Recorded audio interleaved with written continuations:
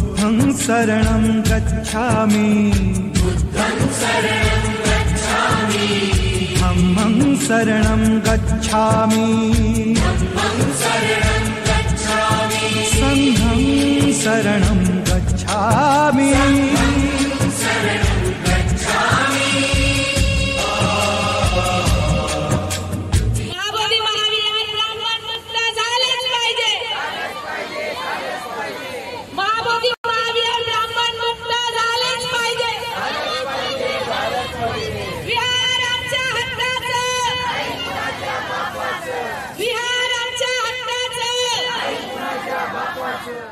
जय भीम, नमो बुद्धाय।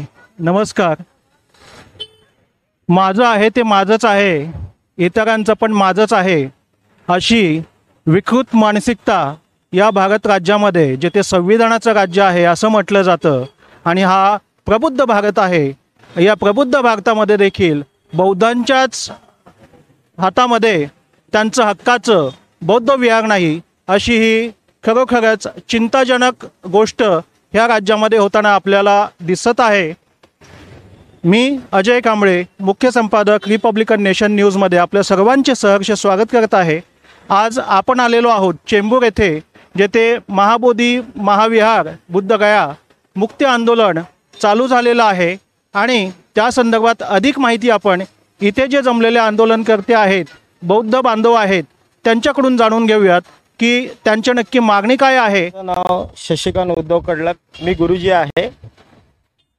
महाबोधी महाविहार संघर्ष समिती मुंबई यांचं आज इथं साखळी उपोषण आहे, कालपासून 4 दिवस आहे। तर आम्ही असं निवेदन करतोय महाराष्ट्राचे मुख्यमंत्री श्री देवेंद्र फडणवीस साहेब यांना, की तुम्ही आमचे जे निवेदन, आमची जी मागणी आहे ती बिहार राज्याचे मुख्यमंत्री श्री नितीश कुमार साहेब यांना सांगावी, कारण की जे बौद्धांचं जे बुद्धविहार आहे ते आमच्या ताब्यात मिळावं। त्यानंतर आम्ही असंही निवेदन करतो भारत देशाचे प्रधानमंत्री श्री नरेंद्र दामोदास मोदी साहेब यांना सुद्धा आम्ही निवेदन करतो की सरकारमध्ये तुमचं सरकार आहे, त्याच्यामध्ये बिहारचे मुख्यमंत्री श्री नितीश कुमार साहेब तुमच्या सरकारमध्ये आहे, तर तुम्ही त्यांना सांगा की बौद्धांचं बुद्धविहार आहे ते बौद्धांच्या ताब्यात द्या। कारण की अयोध्यामध्ये जे रामाचं मंदिर बांधलं, त्या रामाच्या मंदिरावर सगळे ब्राह्मण लोक आहेत।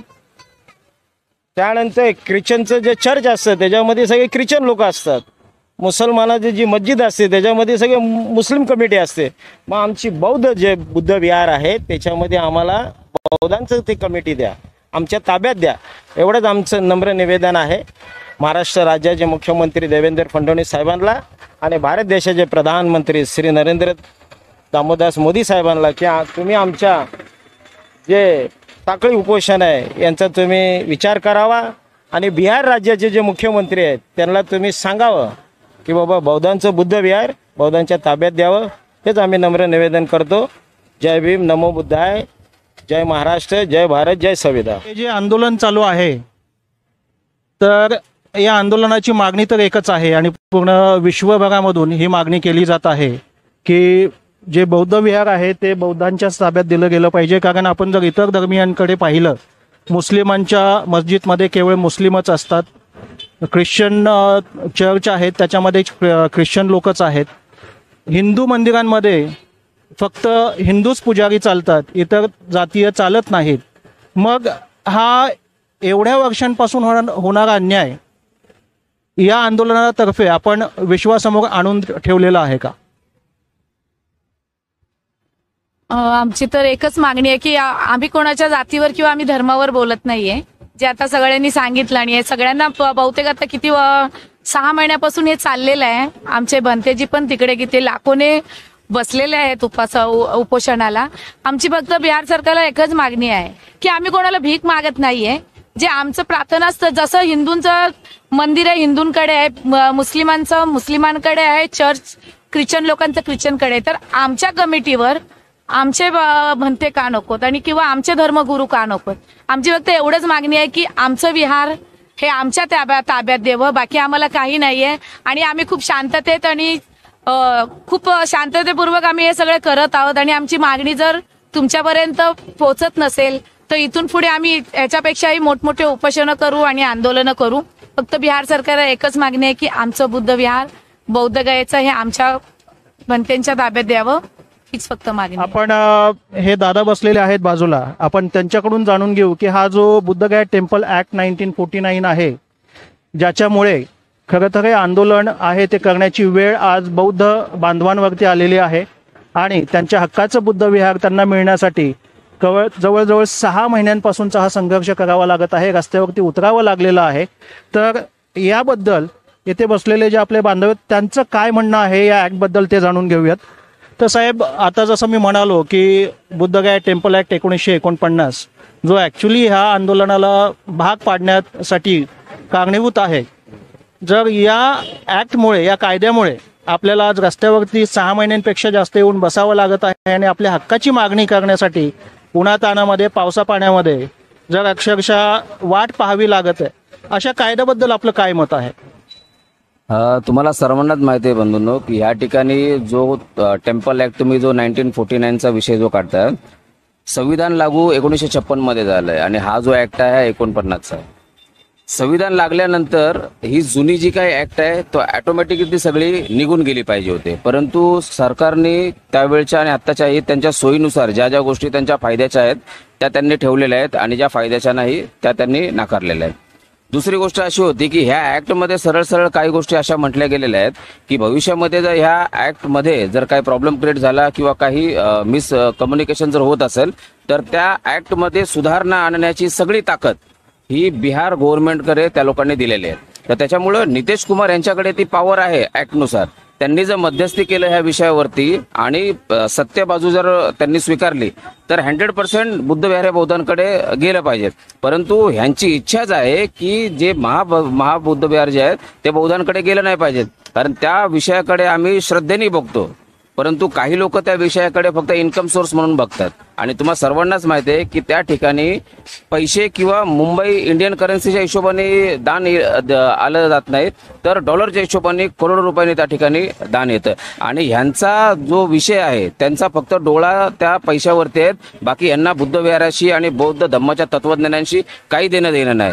त्या गव्हर्नमेंटला जर बौद्धांशी, बौद्ध तत्वज्ञानाशी जे काही घेणं देणं असतं तर तुम्ही बघितलं असतं 2025 मध्ये 12 तारखेला ज्या पद्धतीने बुद्ध जयंती अख्ख्या भारतभर सेलिब्रेशन केलं गेलं होतं, या लोकांनी त्याच महाविहारामध्ये हिंदू पद्धतीने पूजा अर्चा या ठिकाणी केली, ती सुद्धा राज्यपालांना आणून. याचा अर्थ काय होतोय? एकीकडे बौद्ध भिक्खू मोठ्या संख्येने त्या ठिकाणी बुद्ध पौर्णिमा साजरी करण्यासाठी बिहारला येत आहेत आणि तुम्ही बौद्ध पद्धतीचे जे काही तत्वज्ञान आहे किंवा बुद्धांनी जे काही हिंदू धर्म नाकारलेला आहे किंवा ह्या रूढी परंपरा ही संस्कृती नाकारलेली आहे ती जाणीवपूर्वक तुम्ही त्यांच्याच विहारांमध्ये ही आणताय. याचा अर्थ तुम्ही डायरेक्ट बौद्ध धर्माला नाकारताय आणि त्याला चॅलेंज देताय. म्हणाला सर, याला आपल्याला थोडक्यात हे जे आपलं अगदी उत्स्फूर्तपणे आंदोलन छेडण्यात आलेलं आहे त्याला कुठेतरी कमकुवत करण्याचे हे सगळे षडयंत्र किंवा प्रयत्न आहेत असं म्हणता येईल का आपल्याला? 100% सर. आता तुम्ही बघितलं असेल की हे जे काही बुद्धविहार आंदोलन आहे हे काल परवाचं किंवा गेल्या वर्षाचं आंदोलन नाही. गेल्या बऱ्याच वर्षापासून हा लढा टप्प्याटप्प्याने पुढे आलेला आहे आणि 2025 पर्यंत या ठिकाणी आलेला आहे. ज्या ज्या लोकांनी बुद्ध विहार बौद्धांच्या ताब्यात मिळावं ह्यासाठी आंदोलनं केलेले आहेत त्यांना विविध लालच आणि विविध प्रकारे त्या लोकांनी दाबण्याचा प्रयत्न केलेला आहे. 2025 मध्ये पण बौद्धांची ताकद जरी राजकीय दृष्ट्या नसली तरी समाज म्हणून खूप मोठ्या लेवलला आहे आणि त्यांची एवढी ताकद आहे की एखादा विषय जर त्यांनी हातात घेतला तर तो निर्णयाला लागू ते शांत बसतील एवढी मोठी ताकद आहे. त्याच पद्धतीचं हे आंदोलन ज्यावेळेस बिहार मध्ये बौद्धगया विहारासमोर सुरू झालं त्याच्यानंतर खूप चांगल्या पद्धतीचा प्रतिसाद त्या ठिकाणी आला, परंतु तिथे अशा काही घटना घडल्या की बौद्ध भिक्षूंमध्येच काहीतरी छोट्या मोठ्या गोष्टीमध्ये वाद निर्माण झाला आणि ते कुठेतरी पुन्हा आंदोलन शांत झालं. परंतु आम्हाला चांगल्या पद्धतीने माहिती आहे की हे आंदोलन चिरडण्यासाठी स्थानिक पॉलिटिशियन आणि केंद्र सरकार कशा पद्धतीने प्रयत्न करते. त्यामुळे त्या ठिकाणी जरी बिंदू थोड्या काही डिस्टर्बन्स किंवा काही प्रॉब्लेम जरी क्रिएट होत असेल तरी मुंबई आणि महाराष्ट्रामध्ये छोट्या छोट्या लेवलला या आंदोलनाच्या माध्यमातून बौद्ध गया ब्राह्मणांच्या मुक्त झाली पाहिजे हा विषय आम्ही लावून धरणारच आहोत. बरं, आणि यामध्ये आणखी एक गोष्ट आपल्याला अशी पाहायला मिळालेली आहे, आता जे नुकतंच डिवाइड अँड रूल हा इंग्रजांचा हे होता, एक पॅटर्न होता की विभागणी करा आणि राज्य करा, इंग्रजांची पद्धत. जर आपण आत्ताची परिस्थिती पाहिली तर इंग्रजांचं शासन आम्ही घालवलं हे अतिशय 56 इंचीचा छाती काढून सांगतात. आम्ही स्वातंत्र्यामध्ये आहोत, अमृत महोत्सवामध्ये आहोत, ह्या सगळ्या गोष्टी. परंतु ह्या आंदोलनाकडे जर आपण वेगळ्या दृष्टिकोनातून पाहिलं तर आता जे बनते आकाश लामा आणि विनयाचार्य यांच्याद्वारे जे आहे समाजाची दिशाभूल करण्याचा जो प्रयत्न चालू आहे आणि त्याच्यामध्ये विभागणी करण्याचा प्रयत्न जो चालू झालेला आहे, षडयंत्र झालेलं आहे. या रात्रीच्या 12 वाजता मध्यरात्री विनयाचार्य यांना डोळ्यांवरती कथित स्वरूपामध्ये डोळ्यावरती काळी पट्टी बांधून नेलं जातं. त्यानंतर अगदी दुसऱ्या दिवसाच्या दुपारपर्यंत पोलीस प्रशासनाकडून देखील याबद्दल कोणतंच माहिती दिली जात नाही आणि नंतर समजतं की बंतेजींना पोलिसांनी डिटेन केलेलं आहे. तर ह्या सगळ्या गोष्टीकडे आपण कशा स्वरूपाने पाहतात? ॲक्च्युली सर, तुम्ही खूप चांगला तो मुद्दा मांडला होता की डिवाइड अँड रूल ह्या पॉलिसीच्या आधारावरतीच तर भारतामध्ये हिटलरशाही आलेली आहे. तुम्ही बघत असाल की ज्या पद्धतीने भारताचे पंतप्रधान तुम्हाला प्रेसमध्ये सामोरे जात नाही, प्रेसवाल्यांशी चर्चा करत नाहीत, तर तुम्हाला ह्याचा अंदाज येत असेल की त्यांचा जे काय शासनाची पद्धत आहे ही सगळी एकतर्फी चाललेली आहे. आणि मगाशी जो विषय झाला होता की हे मुवमेंट ही आत्ताची नाही आहे, त्याच्यामुळं ज्या ज्या वेळेस ही मुवमेंट संपूर्ण ताकदीनिशी उभी राहिलेली आहे त्या वेळेस प्रशासनाने ही मोडण्याचा प्रयत्न केलेला आहे. आणि ज्या पद्धतीने विनयाचार्य भंते जे असतील, लामा भंते जे असतील, यांच्या माध्यमातून एक चांगली मुवमेंट मला वाटतं जवळजवळ देशभरामध्ये गेली होती, ही तोडण्यासाठीच हे काहीतरी क्लुप्त्या चालू आहेत. होप की या ठिकाणी मुंबईमध्ये पण मला वाटतं लामाजींचं कुर्ल्यामध्ये त्या दिवशी प्रवचन झालं, भाषण झालं, त्यांनी योग्य असं बऱ्याच लोकांना मार्गदर्शन केलेलं आहे. ह्याच्यामध्ये जरी काही डिस्प्यूट असेल किंवा काही विचारधारेवरती काही छोट्या मोठ्या गोष्टी असेल तर हा फॅमिली मॅटर आहे.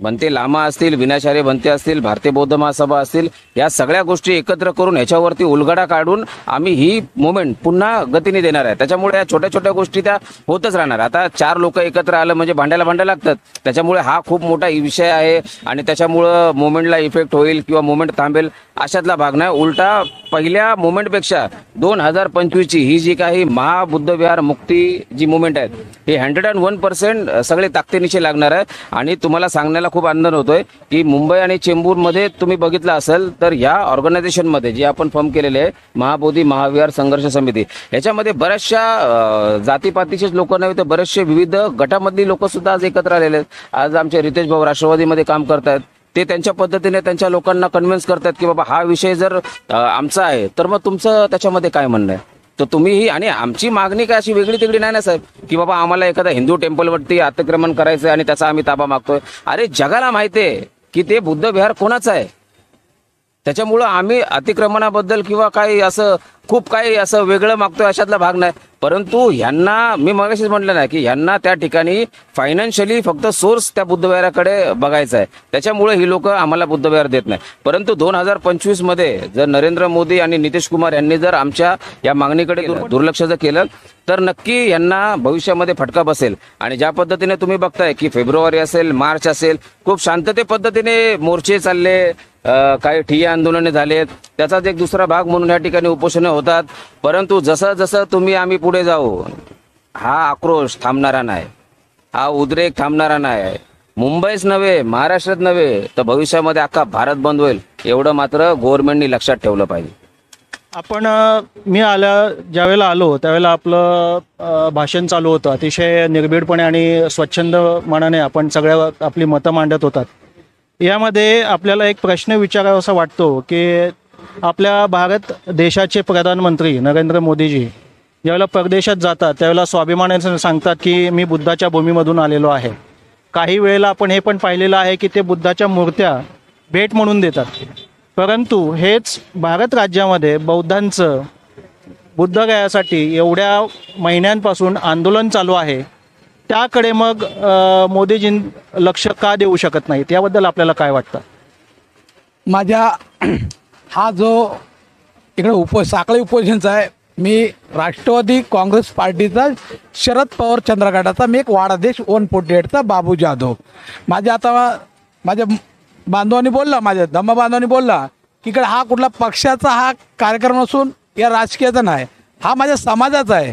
माझ्या समाजाला ज्या बाबासाहेबांनी जे आम्हाला ज्ञान दिलं, जी घटना दिली आणि बुद्ध धम्म घेऊन जे बुद्धाचं जे आम्हाला त्यांचे धम्म दिला आहे त्याचा मी आदर करतो की बाबासाहेबांनी जे केलेलं आहे ते आम्हाला करायचं आहे. बाबासाहेबांनी बोलत आहे हे रथ इथे थांबलाय, त्याच्या पुढे पाठी नको काढू, पुढे घेऊन जा. आणि आमचा हा समाज वाटतो हे आम्ही पुढेच घेऊन आज जे यंग, आज माझा बी 50 वय झालेला आहे. मला बी वाटतं माझ्या रक्तात जेव्हा माझं साप्ताहिक, माझे वडील जेव्हा 6 डिसेंबरला जायचे आणि एक साप्ताहिक आले, जेव्हा मी 5वीला 2री 3रीला होतो तेव्हा माझे वडील बोलायचे बाबा हे थोडं साप्ताहिक वाच. तेव्हा माझे वडील हे अनाडे असल्या कारणामुळे ते वाचायला सांगायचे. तेव्हा मला आता आठवतं ते क्षण जे पाठचे, जेव्हा मी 2री 3रीला असताना ते साप्ताहिक वाचायला सांगायचे तेव्हा मी ना लांब करायचो. आज मला ते आठवण होती माझ्या वडिलांची साप्ताहिक म्हणजे काय होते. ती साप्ताहिक होती बाबासाहेबांनी जे काय काय लिहिले, काय घटना, हे तेव्हा माझ्या डोळ्यातून जेव्हा आता ते आठवतं तेव्हा माझ्या डोळ्यातून आसरून येते. खरं ते माझे वडील बाबासाहेबांचे ते पूर्ण अभ्यास ते साप्ताहिक वाचायला सांगायचं आणि मी मूर्खपणाने ते वाचायचं नाही. तर आता लक्षात आलं की खरंच तो अभ्यास बाबासाहेबांनी एवढा जीवासाठी रान केलं होतं आणि हे आज आम्हाला हे फळ भेटलं आहे. आणि तुम्ही आता मला प्रश्न केलात एक पत्र माध्यमातून की बुद्धाच्या मूर्ती देतात. मला वाटतं मूर्ती घेतात, मला वाटतं ते लपून ठेवत असणार. ते मूर्ती दाखवत नाही की ही मूर्ती घेतली बुद्धाची. त्यांना लाज वाटतं की मूर्ती घेऊन मी घरातच ठेवत असणार. की जसे आता कोणाला एक अरे मला पुरस्कार भेटला असे दाखवतात मन वर करून. मला वाटतं बाबासाहेबांची आणि बुद्धाच्या मूर्ती लपून ठेवत असणार कुठेतरी एक गोडामध्ये. यांना हे वाटतं की हे समाजाला का करावं, हे समाजाला मोठं नाही करावं. मला वाटतं नरेंद्र मोदी साहेब अजून मी त्या जुन्या काळात जाऊ नका, तुम्ही नवीन काळात या की आम्हाला काय केलं. बाबासाहेब जर नसले तर तुम्ही पंतप्रधान झाले नसते. बाबासाहेब नसले, घटना नसली असती तर मला वाटतं देवेंद्र फडणवीस साहेब तुम्ही मुख्यमंत्री झाले नसतात. तेच भट हा हो तेच केले असतात तुम्ही लोकांनी. काय घाबरायला, काय घाबरायचं. आमच्यावर अन्याय करतात, आम्ही काय घाबरू तुम्हाला. बाबासाहेबांची दान हे आहे, संविधानमुळे तुम्ही आज हे आहे. त्यामुळे मी सांगतो साहेब, संविधान जर तुम्हाला एवढं हे आहे, आज पंतप्रधान झालात, मुख्यमंत्री झालात, ब्राह्मण लोक आज चांगलं चांगलं हत्ती याच्यावर बसलेलं आहे. त्यामुळे मी तुम्हाला सांगतो या साखळी उपोषणाच्या माध्यमातून सांगतो की साहेब तुम्हाला खरंच संविधान ज्यांनी गौतम बुद्धाचे जर तुम्हाला खरंच हे वाटतं तर मला वाटतं ते बुद्धगया जी आहे ते आमच्या ताब्यात द्या. एवढंच बोलून आज तुम्ही माझं ते इंटरव्ह्यू घेतला, चांगलं झाला, चांगलं बोललात, त्यामुळे तुमचं मी धन्यवाद साहेब. असेच पत्रकारांनी आमच्या लोकांचं चांगलं मोठेपणा करावं आणि हे करावं हेच विनंती. जय भीम. नक्कीच साहेब, रिपब्लिकन नेशन न्यूज चॅनेल हा मुळातच निष्पक्ष पत्रकारितेसाठी चालू झालेला आहे. त्यामुळे येथे ज्या बातम्या मोठ्या मोठ्या मीडिया दाखवू शकत नाही, त्यांच्या अनेक अडचणी असू शकतील, त्याबद्दल आपण काही वक्तव्य करणार नाही आहोत.